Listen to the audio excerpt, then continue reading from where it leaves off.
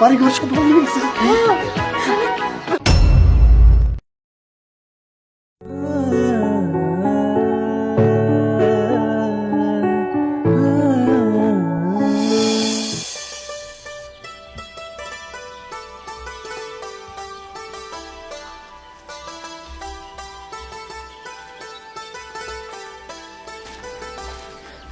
জামাইটা যে কোনে গেল, এখনো তো বাড়িতে এলো না।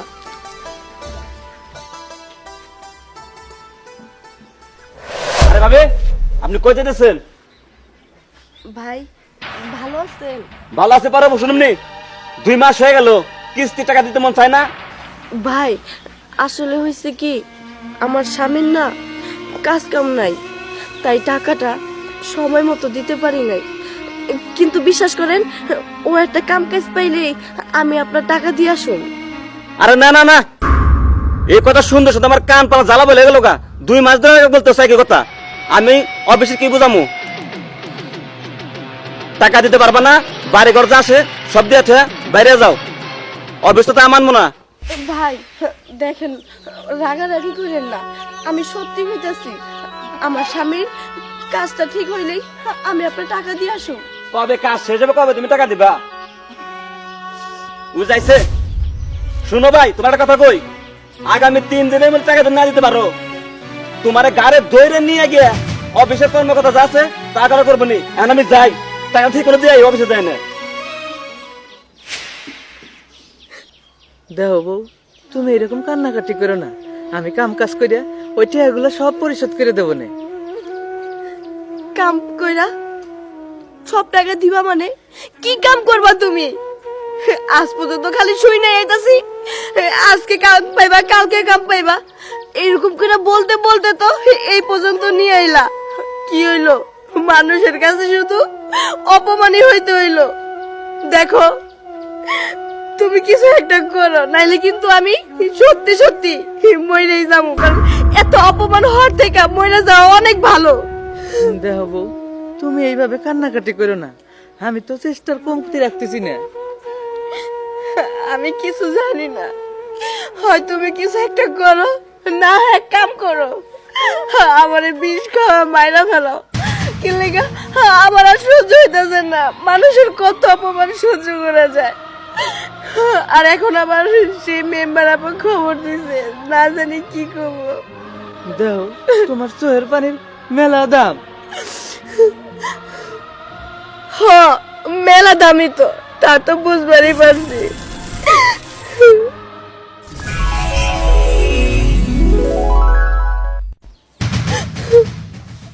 বউ, ও বউ, এই দেখো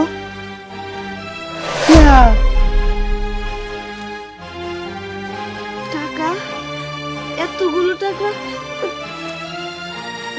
ঠিক কেমনে? আমি তো জানি না, তুমি কাঁদতেছিলে, তোমার চোখের পানি আমার হাতে পার পড়লো, আর তারপর আমি দেখি টাকা।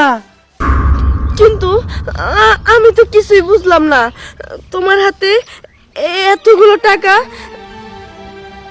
হ, আমি তো বুঝতেছি না কিভাবে হইলো এটা, আর টাকা কই থেকে আসলো? যাই হোক, যেখান থেকে আসুক না কেন, ভালোই হয়েছে। এখন আমরা ওই যে কিস্তিওয়ালা ভাইরে কিস্তির টাকাটা তো অন্তত দিতে পারবো, নাইলে সে কয়ে গেছে আমাকে বাড়িঘর সব নিয়ে যাবো। আচ্ছা এক কাম করো, তুমি না বাড়িতে যাও, আমার একটু কাম আছে, আমি আবার ওই মেম্বার আপার কাছে দেখা করতে যেতেছি। আচ্ছা, তোমার মেম্বার আপনার কাছে যাওয়া লাগবে না, উনি মানুষটা তেমন ভালো না। দেখো তোমার এটা নিয়ে চিন্তা করতে হবে না, তুমি যাও। আচ্ছা, আমিও তাহলে ওই কিস্তিওয়ালার টাকাটা দিয়ে আসি। হ্যাঁ যাও, আমি আসি।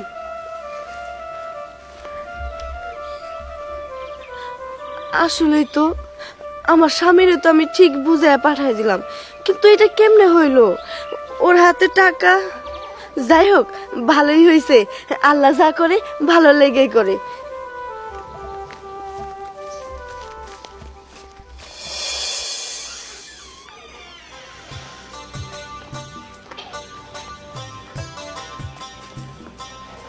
আপা আসসালামু আলাইকুম।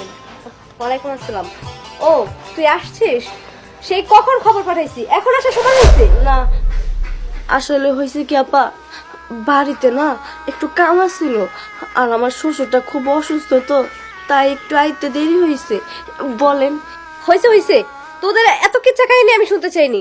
আচ্ছা যাই হোক, তুই কি টাকা আনছিস? না আপা, টাকা আনি নাই।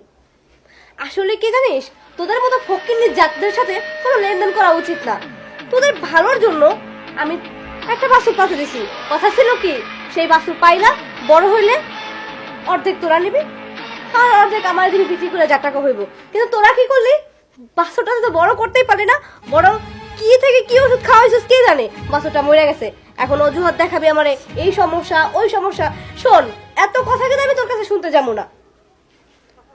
আপা দেখেন না, তখন তো আমার স্বামীর কামকাজ ভালো ছিল, তাই আমি ভাবছি যদি বাছুরটা মরে যায় তাহলে আপনার বাছুরের টাকা পরিশোধ কইরা দিব। কিন্তু এখন আমার স্বামীর না কামকাজ নাই, তাই আপনার টাকাটা দিতে পারতেছি না। আর বাছুরটা তো আমি ইচ্ছা করে মারি নাই। হইছে হইছে, আমার সামনে এই নেকা কান্না করে কোনো লাভ নাই। তোর চোখের পানির কোনো মূল্য নাই আমার কাছে। শোন, ভালোই ভালোই বলতাছি, তুই আমার টাকাগুলা ভালোই ভালো দিয়ে দে, না হয় কিন্তু তোর বাড়ি ঘর বেচা আমি আমার গরুর দাম উসুল করে ছাড়ব। না না আপা, এটা আপনি কেমন কথা কইতেছেন?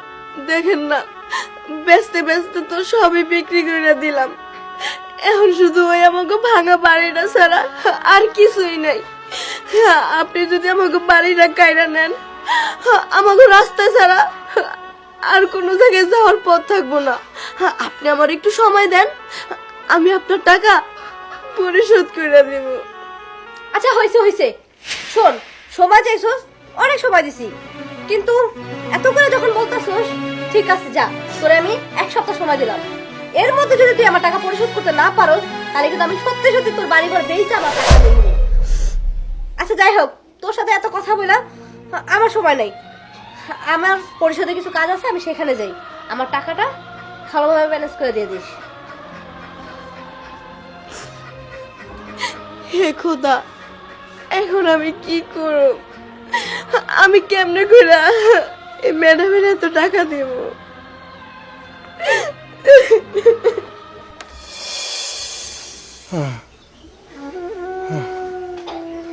আমি মনে হয় আর বাঁচুন না, সেবা যত্ন করে আর কি হইব, ওষুধ খাইয়ে কি হইব। দেহ, তুমি এমন কথা কইও না, আল্লাহর উপর ভরসা রাখো, দেখো আল্লাহ তোমারে ভালো করে দিব। আল্লাহর উপর ভরসা করে তো বাইসে আছি। বৌমা, খাওয়া নিজে উঠে না, আবার ওষুধ পানি।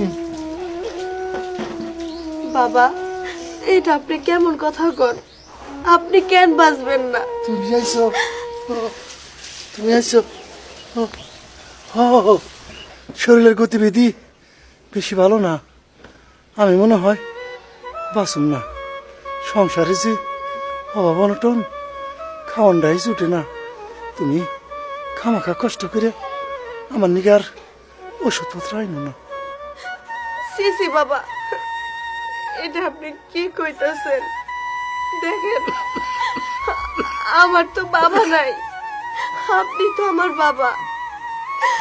আমি যতদিন বাইসে আছি আপনার কোনো কিছু হইতে দেব না। আপনি আমার নিয়ে চিন্তা করেন না বাবা, আপনি দেখেন ঠিক সুস্থ হয়ে যাবেন, আল্লাহ আপনারে সুস্থ করে দিব। বৌমা, তুমি খামাখা এই তোমার এই কষ্টের টাকা দিয়ে আমার আর ওষুধ আইনো না, আমি আর ভালো হবো না। পানিটা কই?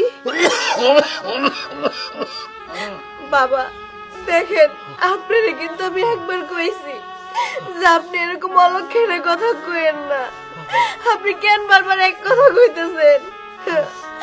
আল্লাহ দেখেন আপনারে সুস্থ করে দিব।